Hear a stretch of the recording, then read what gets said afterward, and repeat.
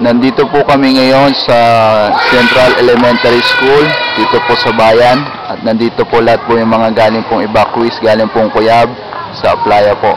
Kaya makikita nyo po dito, lahat po yan nakasama po din to sa baha. Pero lahat po ng school na mga rooms ay pinuksan po para po sa mga evacuees galing pong Cuyab sa Playa.